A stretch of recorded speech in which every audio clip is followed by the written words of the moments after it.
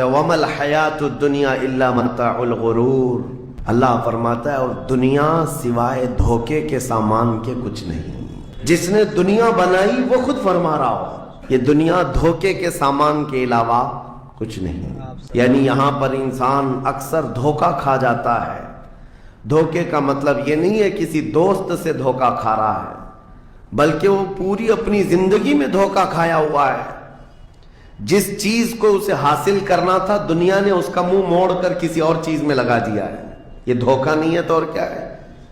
میں آپ کو ایک بات بتا دوں، آپ گھر سے نکلے تھے، سامان سب باندھ کر کے دلی جا رہے تھے، اسٹیشن پر کسی نے پکڑ لیا اور کہا آؤ چلو میں تمہیں ٹرین میں بٹھا دیتا ہوں، اور اس نے تمہیں دلی کی ٹرین کی بجائے تمہیں مدراس کی چنئی کی ٹرین میں بٹھا دیا، بیٹھ گئے تم۔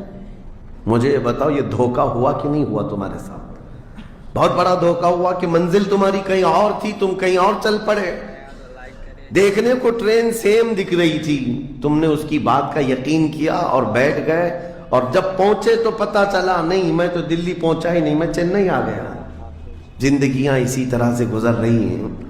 تم جس راستے پر چل رہے تھے اصل تمہاری منزل مدینہ طیبہ ہے، تمہارا سفر حضور پاک کے قدموں تک پہنچنا ہے، لیکن ایرا غیرہ آتا ہے اور تمہیں کسی دوسرے ٹریک پر ڈالتا ہے اور تم چل پڑتے ہو اس کی بات پر۔